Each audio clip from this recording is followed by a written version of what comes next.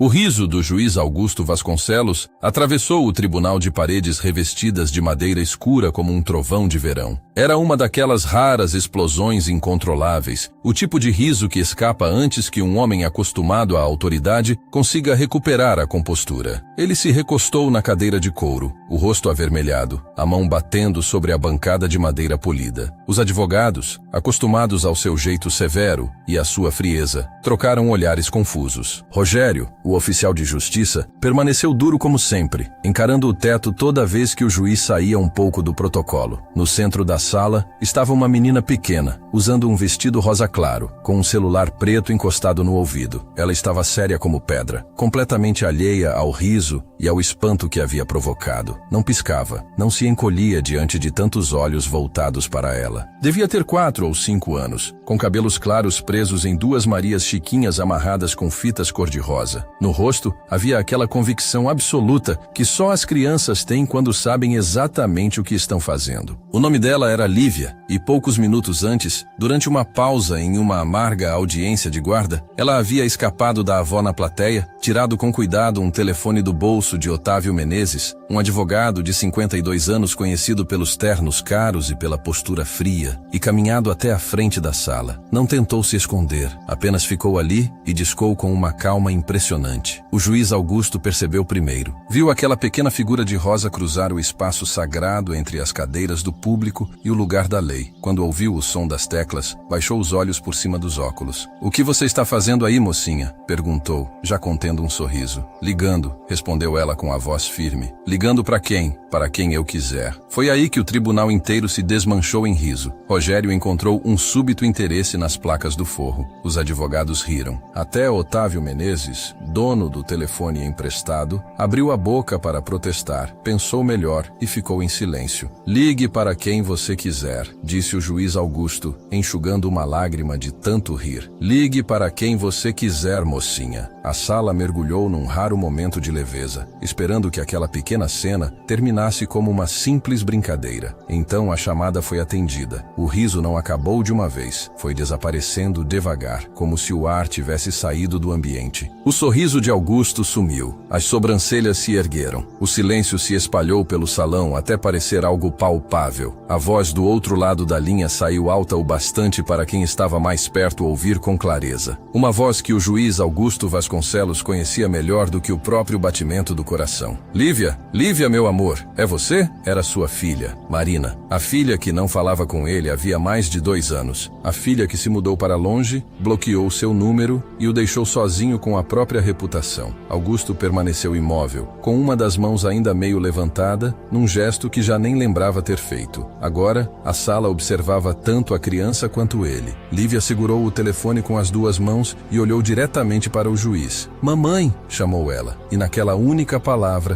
todos entenderam que a graça havia acabado. Para compreender o que aconteceu naquele tribunal de Salvador, numa terça-feira de outubro, era preciso voltar 2 anos no tempo, até uma tarde sufocante de agosto no gabinete particular de Augusto. O ar-condicionado havia parado de funcionar. O calor pesado batia nas janelas. Marina estava diante dele, com os braços cruzados e o rosto marcado pelo cansaço e pela raiva. Aos 31 anos, ela era uma pediatra respeitada, mas ali, naquela sala, se sentia novamente uma criança pedindo ao pai a ajuda que ele deveria ter oferecido antes mesmo de ser solicitada. Seu ex-marido, Eduardo, vinha usando Lívia como forma de pressão, descumprindo acordos, desaparecendo com a menina por dias, ignorando ligações e mantendo a filha em ambientes instáveis. Marina tinha voltado para casa desesperada. Augusto a ouviu com a mesma expressão que usava nas audiências, fria, analítica, distante. Quando ela terminou, ele disse que o assunto era delicado, que havia 2 lados, que não podia interferir sem comprometer sua credibilidade como magistrado. Eduardo era conhecido no meio jurídico, afirmou ele. Tudo precisava seguir os meios corretos. Ela ficou olhando para ele por um longo tempo. Você está dizendo que não vai me ajudar? Sussurrou. Estou dizendo para você seguir a lei, Marina. A resposta dela cortou o calor da sala. A Lívia tem 3 anos, pai. 3. Passou a última semana dormindo dentro de um carro porque o Eduardo não pagou o aluguel do lugar onde a leva. 3 anos, dormindo num carro, e você está me falando de procedimento? Foi naquele dia que o silêncio começou. Ela saiu da sala e o deixou ali, sozinho com a própria credibilidade. No começo, Augusto acreditou que aquilo fosse passageiro, apenas um choque entre um pai que confiava no procedimento e uma filha que acreditava na proteção. Mas os meses viraram anos. O silêncio ganhou peso. Sentou-se com ele à mesa em jantares solitários e em todos os feriados na casa silenciosa. No início, ele tentou. Mandou recados por primos. Escreveu cartas que voltaram fechadas. Levou aquela dor para o tribunal todas as manhãs. E havia ainda Lívia. Ele a tinha visto apenas 3 vezes na vida. Uma quando nasceu, outra numa visita tensa antes da ruptura e outra de longe, do outro lado da rua, quando Marina o viu e virou o carrinho na direção oposta. A menina de rosa agora diante dele era aquele mesmo bebê, crescido, com o queixo firme da mãe e olhos atentos e inteligentes. Enquanto Augusto a encarava, outra pergunta começou a surgir. Como Lívia sabia o número de Marina? E por que o celular particular de Marina estava salvo nos contatos de Otávio Menezes? A resposta para isso desmontaria o resto daquela tarde e o obrigaria a enxergar a própria vida de outro jeito. Mas por enquanto só existia Lívia, estendendo o telefone na direção dele. Mamãe, eu estou numa sala bem grande, disse ela. Tem um homem de roupa preta lá na frente. Ele estava rindo. Ela fez uma pausa, ouvindo. Agora ele parou de rir. O silêncio ali dentro ficou denso, impossível de esquecer. Augusto fechou os olhos por um segundo. Nesse instante, ele já não era um juiz com 23 anos de carreira. Era um homem de 61 anos, ouvindo a neta pronunciar sua existência diante de desconhecidos. Quando tornou a abrir os olhos, Lívia o observava com aquela atenção direta e limpa que as crianças reservam aos adultos. Ela não estava com medo, estava decidindo que tipo de pessoa ele era. Você é o vô Augusto? Perguntou. A pergunta era uma armadilha. Havia a resposta formalmente correta e havia a verdade. Sou, respondeu ele, com a voz mais áspera do que pretendia. Lívia assentiu sozinha e voltou-se para o telefone. Mamãe, é ele. Houve uma pausa, seguida pelo som baixo de alguém chorando do outro lado da linha. Então Lívia estendeu o aparelho para ele. Ela quer falar com você. Rogério achou os próprios sapatos muito interessantes naquele momento. Os advogados se curvaram sobre os blocos de anotação e fingiram escrever. Ninguém queria presenciar um homem se despedaçando em público. Foi então que o juiz Augusto Vasconcelos fez algo que ninguém naquele fórum jamais o vira fazer. Ele desceu da bancada. Desceu os 3 degraus que separavam o julgamento do chão comum das pessoas. Moveu-se com a gravidade de alguém caminhando para a beira de um abismo depois de decidir saltar. Atravessou a sala, parou diante da menina de rosa e se ajoelhou até ficar da altura dela. Pegou o telefone com cuidado da mão pequena. Marina, sussurrou. A voz dela voltou mais grave, controlada, cansada de tantas batalhas. Pai, uma única palavra. 20 anos de história dentro dela. O que está acontecendo? Perguntou ela. Por que a Lívia está num tribunal? Foi nesse instante que a última peça se encaixou. Augusto levantou os olhos para a plateia e viu na segunda fileira uma mulher de cabelos grisalhos segurando com força uma bolsa grande contra o peito. Helena, sua ex-esposa. A mulher com quem não falava havia anos. Fora ela quem trouxera Lívia. Estava ali nas sombras, obrigando o homem da lei a encarar o homem de carne e osso. Marina, disse Augusto com a voz tremendo. Que história é essa de tratamento? Houve novamente silêncio, mas de outro tipo. O silêncio de quem decide quanta dor está disposta a revelar. Câncer, respondeu Marina por fim. Câncer de mama. Estágio 2. Estou fazendo quimioterapia há 4 meses. O tribunal pareceu encolher ao redor dele. Augusto se sentou no chão da própria sala, tremendo tanto que precisou segurar o celular com as 2 mãos. Quando você pretendia me contar? Quando você entendesse o que importa mais? As palavras acertaram em cheio. Eram a mesma verdade que ela já havia colocado diante dele 2 anos antes, agora muito mais pesada. Ao lado dele, Lívia tocou de leve a manga de sua toga, com os dedos pequenos. Vovô,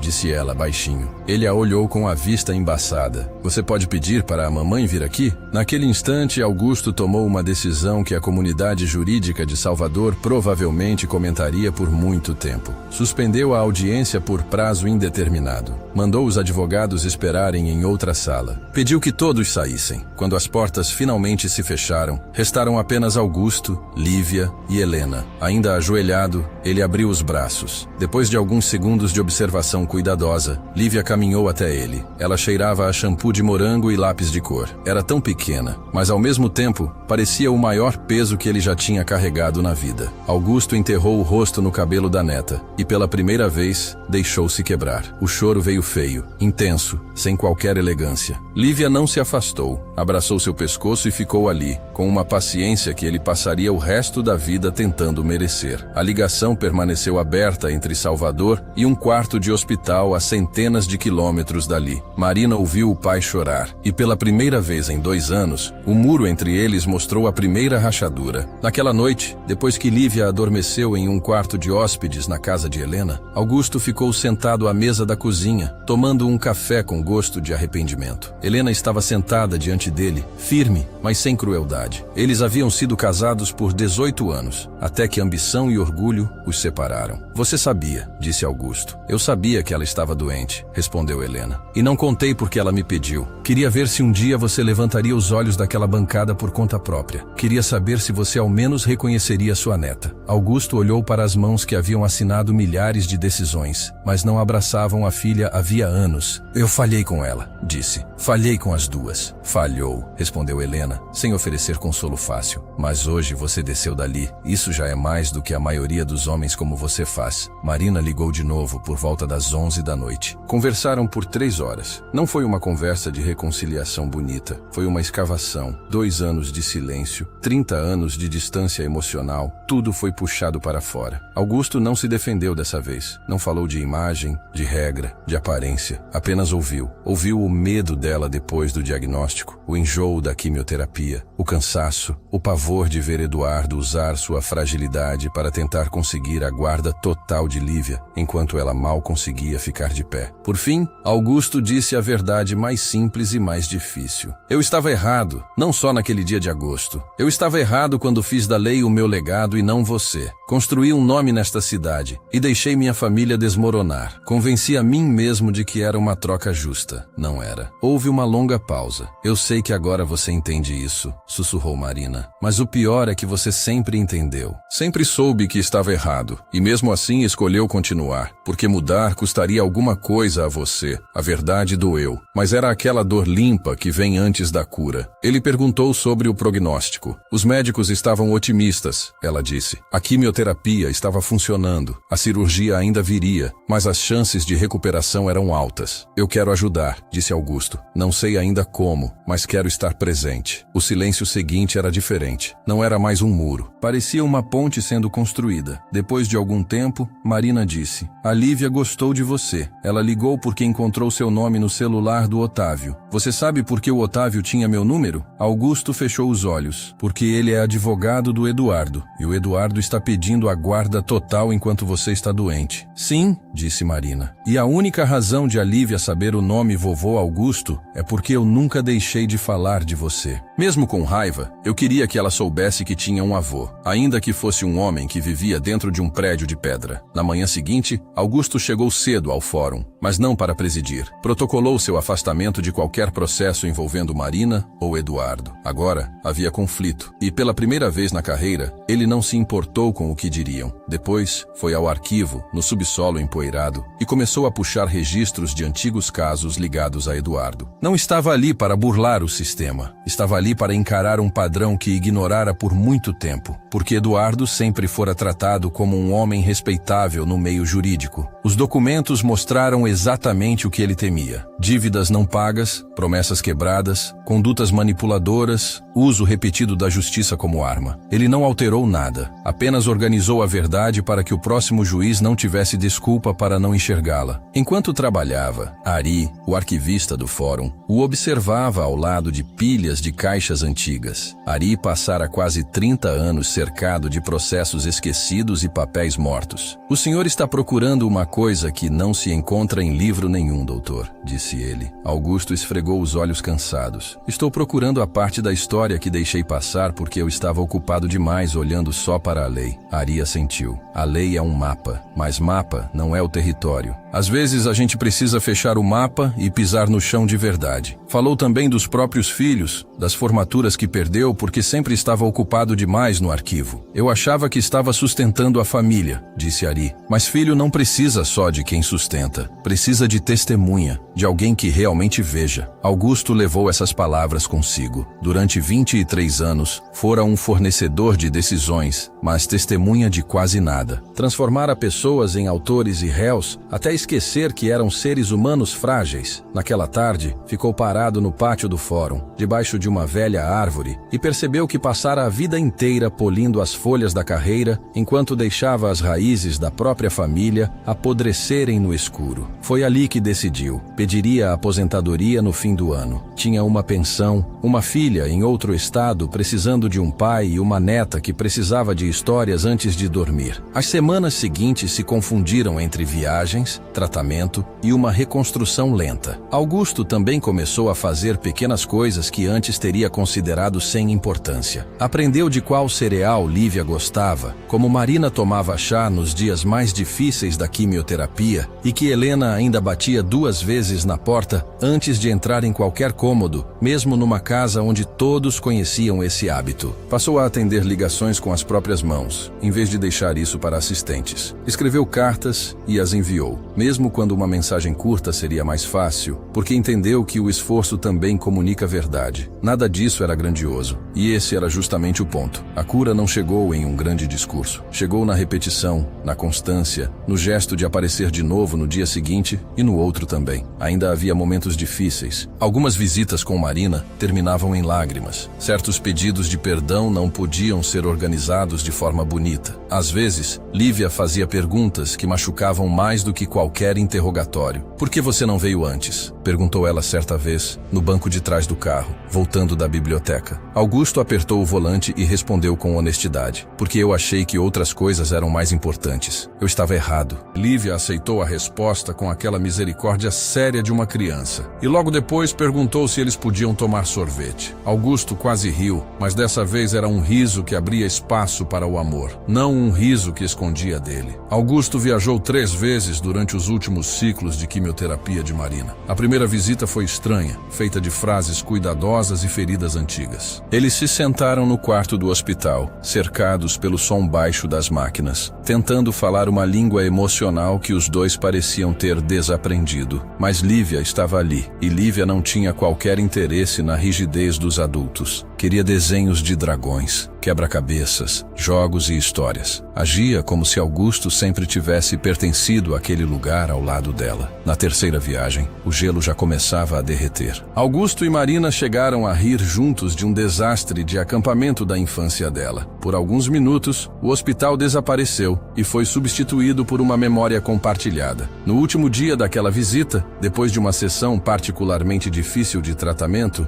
Augusto levou Lívia a uma praça próxima. Ela correu pela grama com energia infinita, enquanto ele ficou sentado num banco observando. Pela primeira vez em décadas, sentiu paz sem que houvesse mérito envolvido. Não pensava em status, nem em legado. Era apenas um avô vendo uma criança correr sob o sol. Lívia voltou correndo com uma pedrinha cinza na mão. "Vovô, olha!" Era uma pedra comum, lisa, dessas que quase todo mundo pisaria sem perceber. Mas, para ela, era um tesouro. "É para você", disse, colocando a pedra na palma dele. "Para você não ficar sozinho quando eu não estiver." Augusto ficou olhando para a pedra. Era a coisa mais valiosa que já tinha recebido. Não uma placa, nem uma homenagem, nem uma decisão emoldurada. Um presente de criança, dado de coração. "Obrigado, Lívia", disse. "Vou guardar para sempre." Ele colocou a pedrinha no bolso, onde ficou como um peso constante e sereno. Então viu Marina vindo do estacionamento, pálida, mas mais forte, sorrindo de verdade. Ainda havia muito caminho pela frente, mas, pela primeira vez, ele sabia que estavam indo na direção certa. A disputa pela guarda terminou alguns meses depois. Com Augusto afastado do caso e o histórico de Eduardo claramente organizado, a nova juíza, correta, firme e profundamente voltada ao bem-estar infantil, decidiu a favor de Marina. Eduardo passou a ter visitas supervisionadas, mas a guarda principal principal permaneceu com ela. Os meios corretos finalmente funcionaram.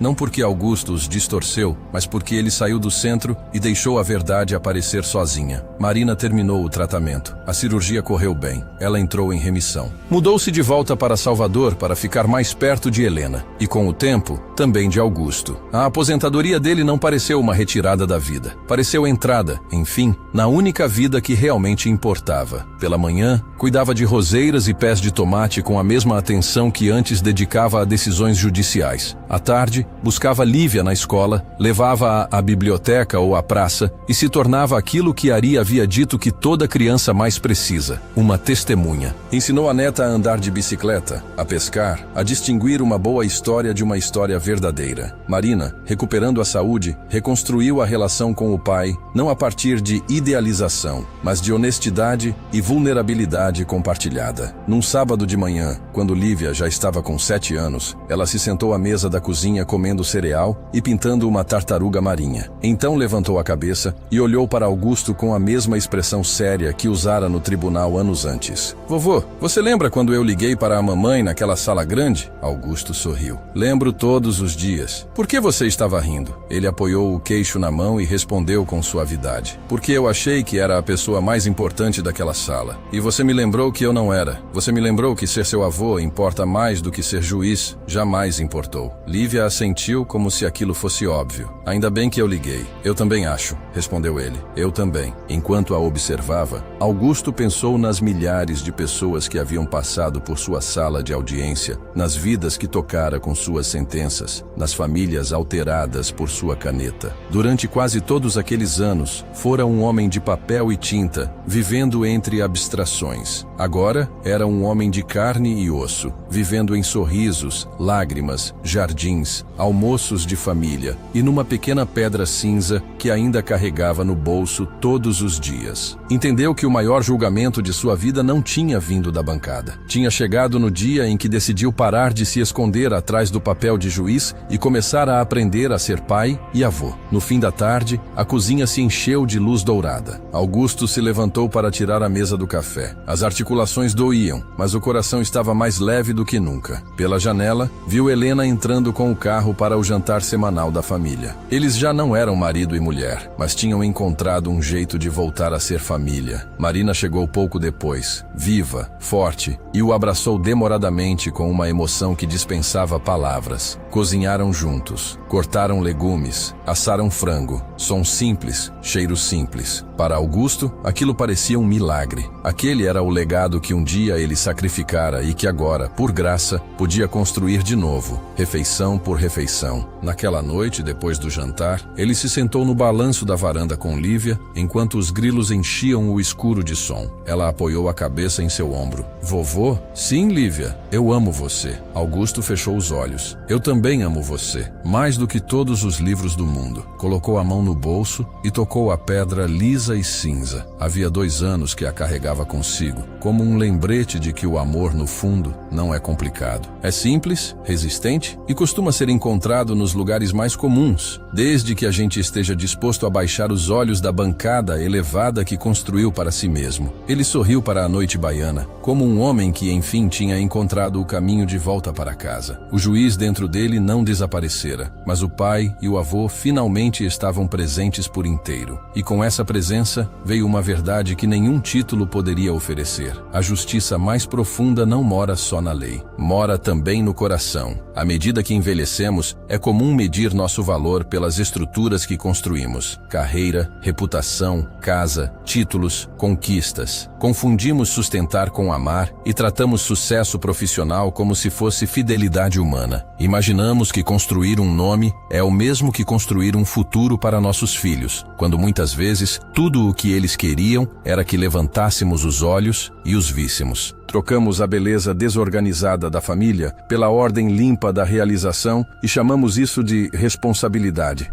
mas nos anos mais silenciosos, quando o barulho do mundo começa a diminuir, percebemos que não se abraça uma reputação e nenhuma sentença segura a nossa mão quando o medo chega. A história de Augusto lembra que nunca é tarde para descer da bancada privada do orgulho, da mágoa e da distância. Todos temos uma. Nós nos escondemos ali atrás de princípios, formalidades, procedimentos e velhas feridas, dizendo a nós mesmos que estamos sendo sensatos ou justos, quando na verdade muitas vezes estamos apenas com medo da vulnerabilidade que o amor exige. Esperamos que o outro rompa o silêncio primeiro. Dizemos a nós mesmos que ainda haverá tempo e não percebemos os anos indo embora. Mas muitas vezes, o gesto mais forte que alguém pode fazer é simples: aparecer, estar presente no aniversário. Ouvir sem julgar, admitir o próprio fracasso sem inventar desculpas. Entender que o caminho correto do amor nunca é um documento nem um rito. É o trajeto direto de um coração até outro. Para quem carrega um silêncio próprio, que isso sirva de encorajamento.